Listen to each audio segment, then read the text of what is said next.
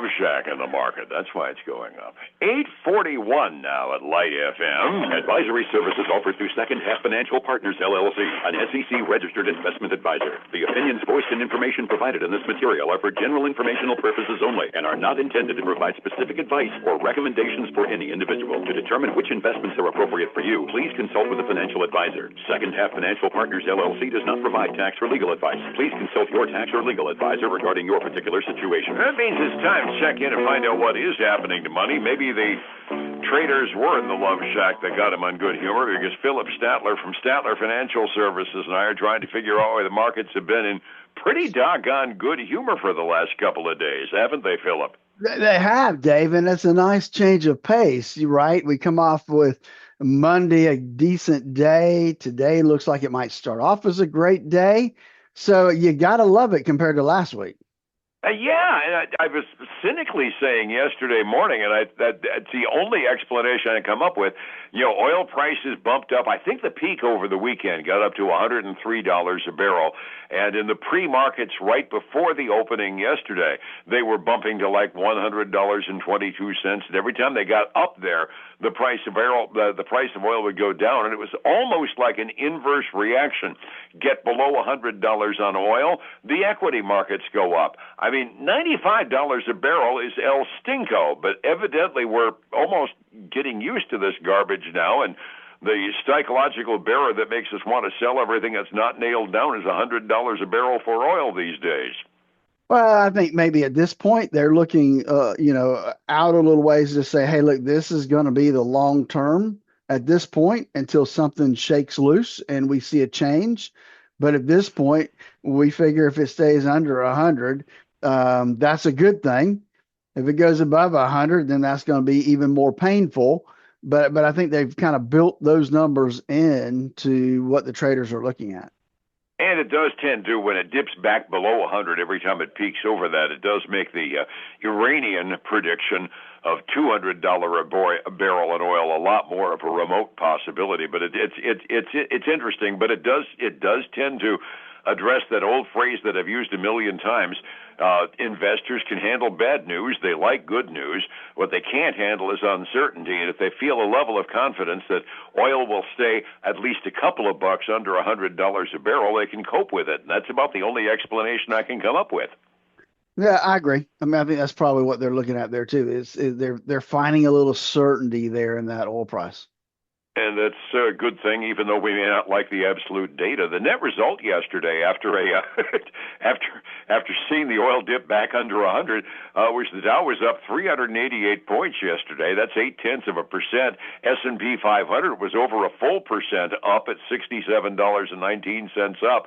Nasdaq was up 1.25%, up $269, and the Russell 2000 was up almost a full percent, 0.94%. So it was on balance a pretty good day. About the only investments that didn't benefit yesterday were the commodities, and evidently folks took their money out of gold for a little while yesterday and silver in order to buy more equities.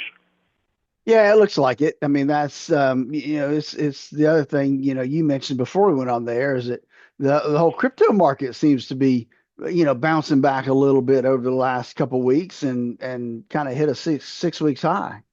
Yeah, I mean, it's up to about $74,000 now for crypto. I still feel sorry for the people that bought it at 110, but at least even crypto is stabilizing, which is kind of a weird thought when you use the word stabilizing and crypto in the same sentence, isn't it? It is, Dave. Kind of sit back and wonder.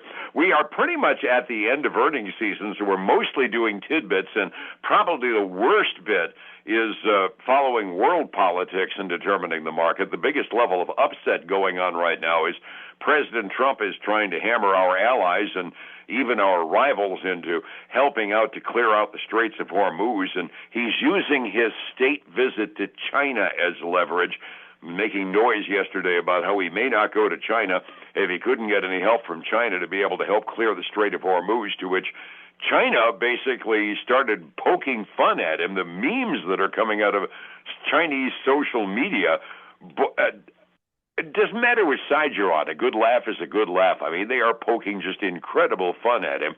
And doggone good and well, that's government generated. Oh yeah, yeah, yeah. And you know, he won't take lightly to it. No, no, no. He has a not known for a thick skin. Our president plows forward, but that's the current hot button as far as foreign policy is concerned. Which once again, he's not getting really favorable responses out of the other countries. He's saying, "Hey, put your battleships on the line down in the Strait of Hormuz. We're sick of losing things." Mentioned Bitcoin. There is some good news out there. One of my tip sheets says that since everything else is going to heck in a handbasket relatively, software stocks are finally coming back after that big AI scare. By and large, the software sector is gaining now. I keep thinking that maybe if we can't count on trade and hard goods, we can write software. Maybe that's a safer investment now than they thought it was. Well, I don't know that it's really safe. I think they've just had time to digest what AI really can do to software, and maybe now they're seeing that really AI it's going to still take the software for AI to run it, and so yeah, the two kind of work hand in hand. They don't really combat each other. And yes, there's going to be some software stocks that get beat up, and will finally get discarded because AI will take their spot. But in a lot of cases, that's not the case. You know, you're still going to have some software, and AI is just going to help run it. Well, the dude from NVIDIA put it really well a little while ago. I don't know whether he repeated it at his big show yesterday, but he was quoted a few weeks ago as saying, "Hey, don't worry about software. Yeah, AI is going to change things, but AI is simply going to run the software you write. So what are you worried about?" And when you think about it, really, AI is kind of a substitute for a flesh and blood human being. Okay, fine. It'll run the same software they're writing now, just with a different interface. Well, yeah, and talking about Nvidia, you know, the CEO Jensen, he came out and said, yeah, but maybe that same thing. He expects orders for the Blackwell and the Vera Rubin chips to reach $1 trillion through next year. Key Rudd. That was a company we hadn't even heard of 5 years ago. Things can move fast at times. Hey, Other everybody's still tidbits. traveling, Yeah. Dave. Everybody's traveling. I guess it's Hmm. spring break. That's not hurting things either. Delta came out and said that they are seeing, you know, hefty travel right now in their airlines. So they've actually raised their guidance for revenue this quarter, and that's helping them out this morning. They're up about 4.5%. Cool. You may have to wait in line longer for an unpaid TSA agent to root through your suitcase, but you'll get on the plane anyway, I guess, huh? Yeah, It's, hopefully.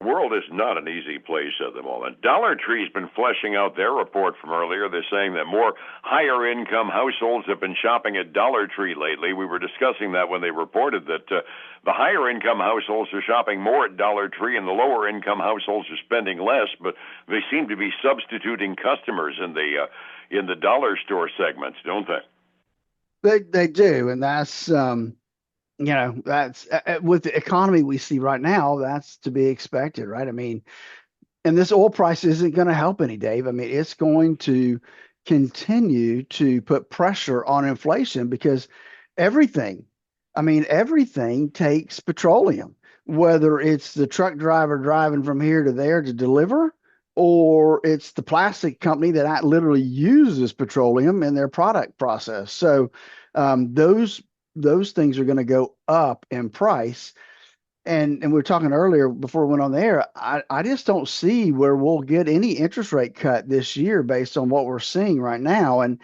I won't be surprised if at the next meeting we see one or two governors start to hint that maybe we have to actually increase interest rates again.